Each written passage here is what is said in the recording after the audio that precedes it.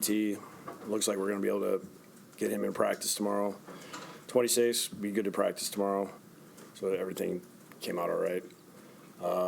And 56, he'll practice tomorrow as well. That's all I got. What you guys got? When you say Mosley progressing, is there a chance he might practice tomorrow? I mean, we'll see after today. I mean, they got a lot of stuff going on today with kind of, time to recover and things like that. So, with him, I wouldn't count him out, either one of those guys, just because two Bama guys, fast healers. With Le'Veon Bell, was that possibly a byproduct of not playing football for a year and a half and getting a feel? No, as far as what he felt in his shoulder. No, I think he was very aggressive on Wednesday's practice. So I think he probably a little too aggressive on Wednesday after playing 71 plays on Sunday. Do you think he exacerbated the injury, or actually it occurred in practice? No, it was from practice. Oh, it was from practice? Yeah. Okay. So he came out of the game other than... Yeah, he was fine. Adam, considering what happened with the quarterback, how relieving, I know you thought it was precautionary, but it still must have been a relief to see those MRI results for the running back. Yeah, I mean, we need everybody. The fact that, one of our best players is okay, I'm good about that. Adam, what stands out to you about the Browns? Aggressive on defense, fast, good cover guys. I mean, these guys can play man all day if they want to. They got young players that are confident. They play that way too. I like their front. I like their front. I mean, they're going to be a tough group for us to go against. Their linebackers play smart. Just kind of, I've seen enough of those guys before we even played them, just from kind of maybe possibly studying Greg's defense for training camp. So, a lot of those players I just kind of feel familiar with just from watching so much tape. I mean, it's a good group of players. I mean, it's a tough group to go against. How much has Greg been able to help, considering his experience coaching the majority of that defense? Yeah, I mean, we had discussions early in the week, and it was just more about just certain guys. But, I mean, we've talked about so many of these guys, when he first got here and then just continued through. I mean, there's a lot of guys on that defense that he has a lot of respect for. How should your team's expectations be adjusted without Sam for the season? No, we're not going to adjust our expectations. We will not adjust. I mean, next man up. That's our philosophy. So you still believe it's fair then to say, because all offseason long you said you expect this team to play meaningful games in December, so that's still the case for you guys? We're going to worry about this week. Let's not worry about November, December, all that crap. We're worried about this week.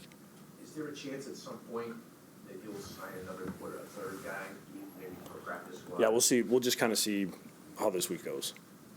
We need to handle, Monday night first, and then when we get to that point, we'll be able to sit down after the game, kind of see where we are injury-wise and all those things. A lot of things can happen between now and Tuesday. Adam, after those further tests that you guys got on Sam, is he someone who you guys might put on the IR with the intent of bringing him back, or No. this is a close? No, we'll get him back. Okay. It's not going to be that long. Beckham was very critical of Greg, as I'm sure you are well aware. Right. He's one of the best players in the NFL, taking really a shot at your defensive coordinator. How do you respond to that? For me, I haven't seen that. I've been in a lot of meetings. I've been in both defensive meeting with the coaching staff, and when our guys have been coaching players, whether it be position meetings, defensive team meetings. Everything has always been about us. It's always been about playing fast, executing our assignments, effort, energy. I've never heard talk like that, so I can't say what he's saying because I've never heard that. So I would just say everything I've heard from Greg Williams and our staff has been the type of things that we want football to be played like, which is it's about us, energy, effort. I mean, as everything I've seen, we're coaching it clean.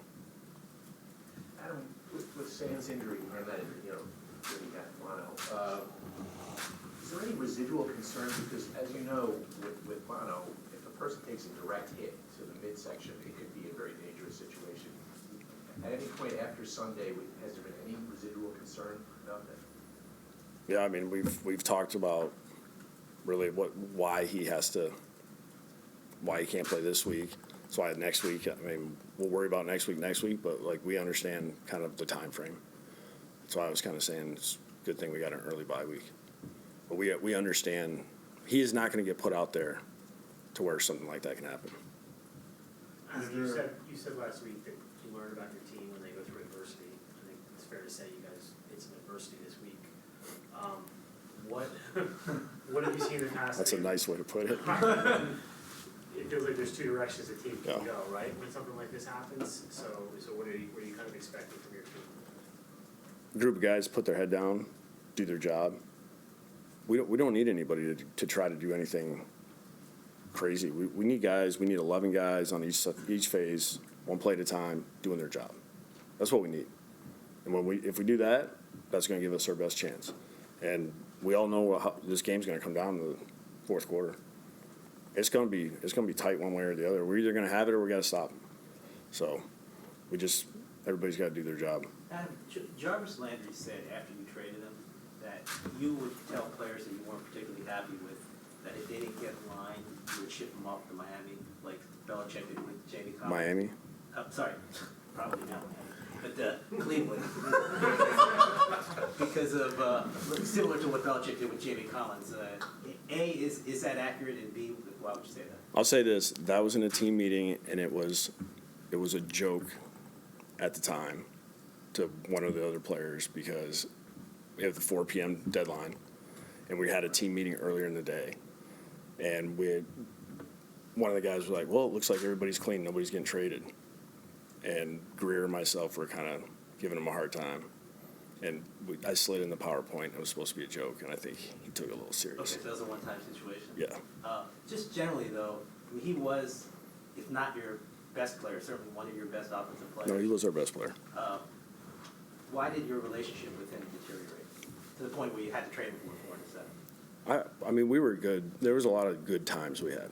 There was a lot of good that came out of kind of our 2 years together. And whether it was me, him, whatever, our relationship fractured at some point, and then he was a free agent. And, we had to figure out, we knew that his price tag was going to be high. And for us, it got to the point where we knew we weren't going to be able to do it. And we were able to at least get a pick for him.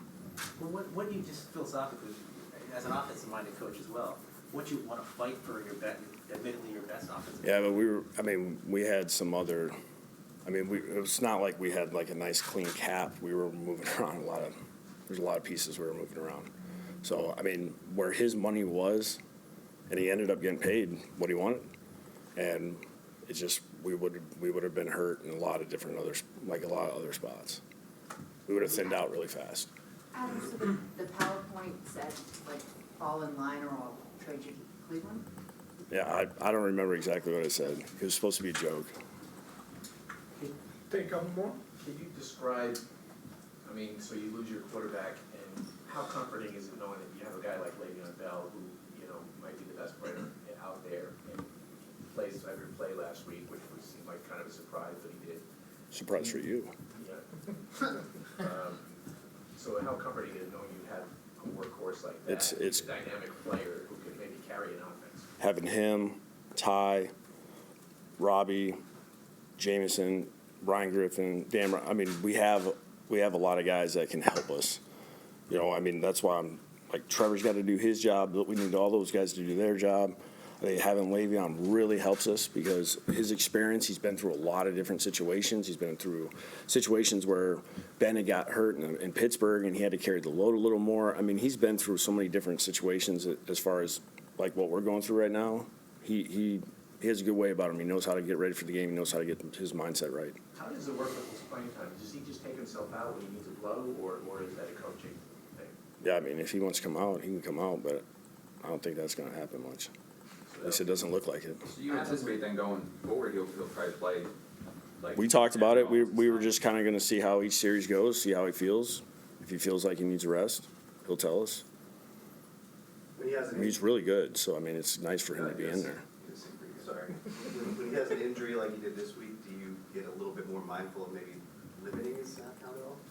I mean, if he feels like that he needs to be limited, then we'll worry about it, but he hadn't said that to me. But Adam, you're smart enough to know that you have to protect, you have to protect players, you know, from themselves Yeah. sometimes.